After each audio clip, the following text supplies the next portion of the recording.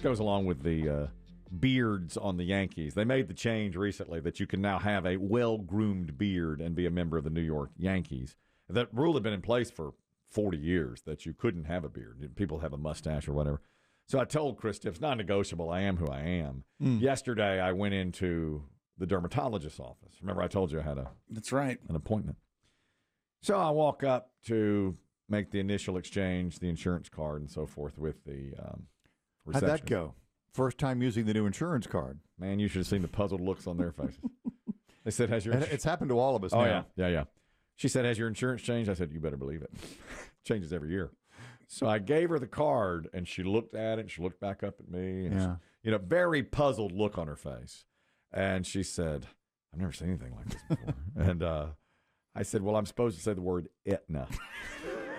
The password is Aetna. It has some other company written on it. Right. But when they give you the quizzical look, Barry in HR says, just say Aetna. And so I said, Aetna. Why did you just say Aetna to me? Okay. So she looked it up and down. She goes, well, I'll try it. I'll scan it. And she put it in. She scanned it and everything. And then she said, okay, your copay is this. So I did it and everything.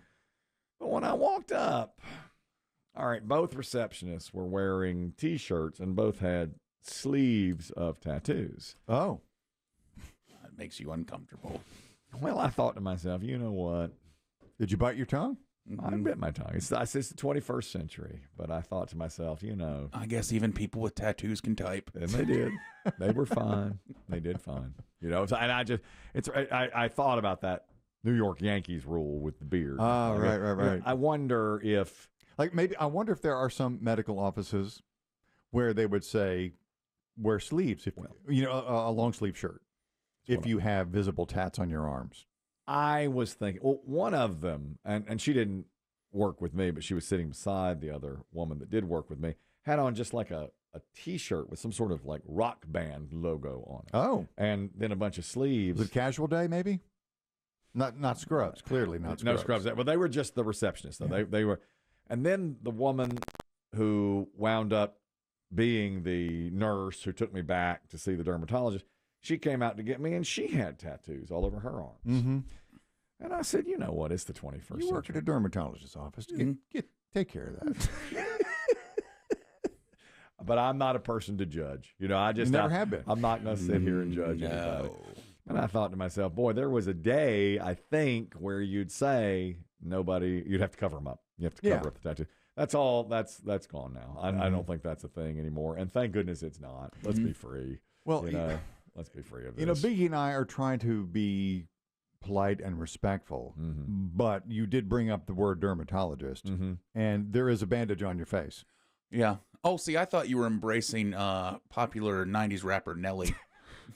Because he used to wear a Band-Aid in the same spot. I know. So I thought maybe you got a hold of country grammar somehow and were blasting that. Was that Hot in Here, Nelly? Yep, Nelly did Hot in Here. Also, actually in the video, it's very prominent bandage. I remember that. I remember Nelly had the Band-Aid on for no reason. Have we reached the age where they're burning parts of our face off? Well, I was hoping it would be flesh-colored enough that you would not notice it. You didn't pass out when the woman with tattoos told you to come on back, right? And you banged your face. Hit on a corner. On the credenza. Down I went. No, now they burned something off of my face last year for the first time. That's the first time they'd burned anything off. It's a rite of passage for old white guys. Yes, you've had it done. I had one on my back. Burned off of you. Yep. But see, last year when I went in, I had something on my face, and he said, that's just a little sun damage. Psst, and without even hardly even telling me, he took the can and zapper. Zapped it right off, yeah. Well, this year, I thought he would do the same thing. So I just told him, he goes, any areas of concern? And I said, well, I've got this little rough spot on my face. Last year you burned one off. And he looked at it and he goes, same location or different? Different. Okay. Well, similar, but like the one last year. Similar area on the cheek, but this one's a little higher. And he said, well, I can't just burn that one off. I got to biopsy that one. And that made me nervous. When he said that made me nervous.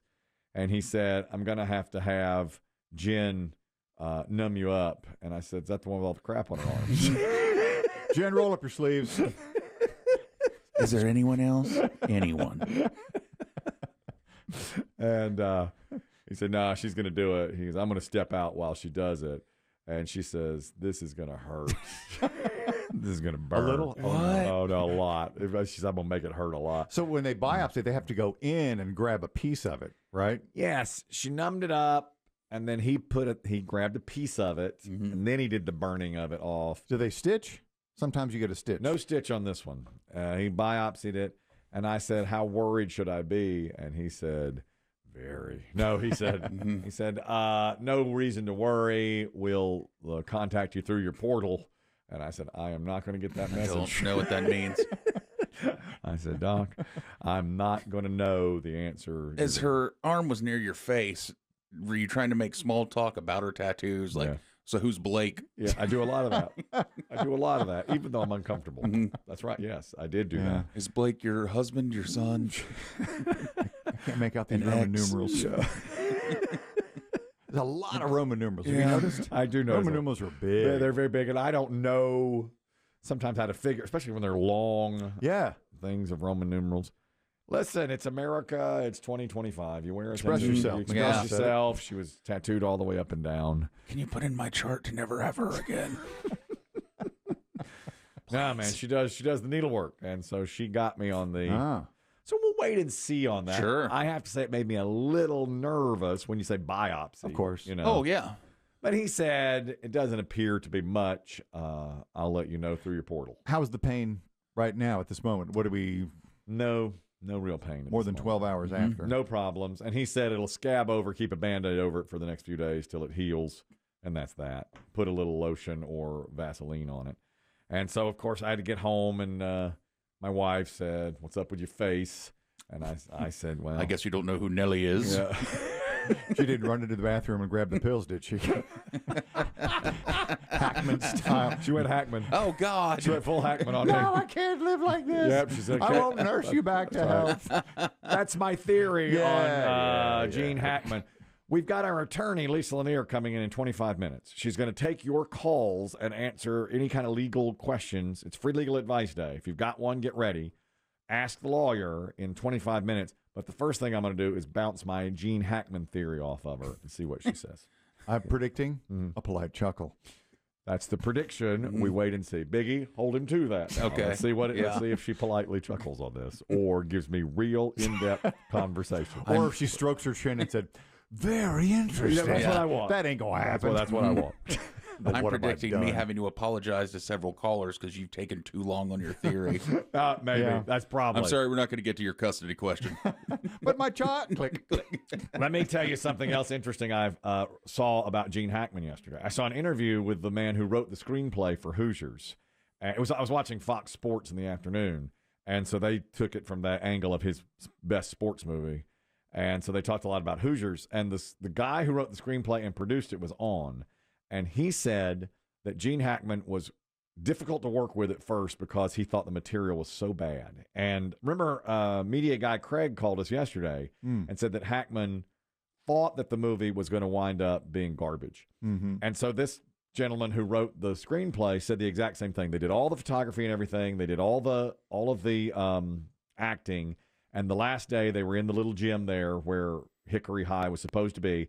And Hackman, who was the only star really of the movie, Barbara Hershey's in it, but the kids. And you had Hopper. And Dennis Hopper, you're right. But then you have, of course, most of the teenage basketball players. So Hackman says to all the young actors, "Listen, I hope you've had a rewarding experience here, and I've enjoyed working with you, but do not expect to see this movie on the big screen. It is going on to the trash heap of movies, and it will never see the light of day. I'll be in Los Angeles." And he left. Okay, so he flew. They were in Indiana. That's a wrap, people. Yeah. I am skipping the cast party. That's right. He said, I'll never see you all again. Yep. I'm gone. This is going to stay on a shelf. That's right. And he told the producer and screenwriter, he said, it's going to be trash. You cannot edit this together in any way that will make it feasible to be any kind of decent movie. But thanks for including me. He's like, you might get a few people in Indiana that'll watch it on VHS. He said that's what you're going to get. So 2 weeks later, they do all the editing and everything, or a month later, and they need Gene Hackman to re-record a bunch of his lines because it was shot in a gym, so the audio is off. Needed to be clear. They call it looping. Yeah. You have to come back and loop your lines. And so they call Hackman and say, Mr. Hackman, we need you to spend a couple of days in the recording studio looping your lines for Hoosiers. And he said, no chance in hell. I'm not doing that. God, no. Because the movie's going to be trash. And they said, we feel like it will really help the film. We've got a rough cut, and Hackman said, all right, I will watch the rough cut. If you've done anything worth my time, I'll come back and do it. So he watches the movie, and this is what media guy Craig told us. They send him the movie in Los Angeles. He watches it and calls and said, I have no idea how you did this. This is a really good movie. You've put this together really well, and I will do the looping. So he comes back, or they get together in L.A. He does all the re-recordings, and then he says, now you've got a great movie. I'll do all the press. And he did. He went and he traveled with him and did every talk. And the producer said he was wonderful. I mean, after he thought the movie was going to be trash, once they made it into something good, he was great to work with. And I thought this was very interesting. The writer, this is about the movie Hoosiers. The true story is from an Indiana high school in the mid-50s, 54. Was it Milan High? Milan High. They, against all odds, win the state championship. And, of course, Indiana basketball is this huge thing. They win the state championship, and the coach of the team was 24 years old, which I didn't know. It was his first job. It was his first year teaching and coaching, and he's 24. The players are 17, So the guy who writes the screenplay writes it like that. And he reads his screenplay himself, and he's like, this doesn't work, because if you're 24 years old and you fail, so what? You move on to the next job. You're 24. You're just starting. No one expects anything of you. So he had to change the character entirely to the Gene Hackman character, who it was his last chance. He had, he'd been blackballed in coaching because he had an incident. So it's like a last chance at redemption. Last chance. If he doesn't make it work this time, and there's a line in the movie: if I don't make it work this time, I'm done. Yeah. And he takes them to win the championship. So the character is different than the real life coach. Very interesting, and it worked out perfectly. Exactly. We talked a little bit about some of Hackman's great movies. We left out.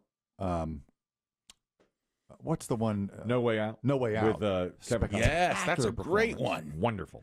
And, Hackman made the Royal Tenenbaums. He played Royal Tenenbaum, the character, with Bill Murray.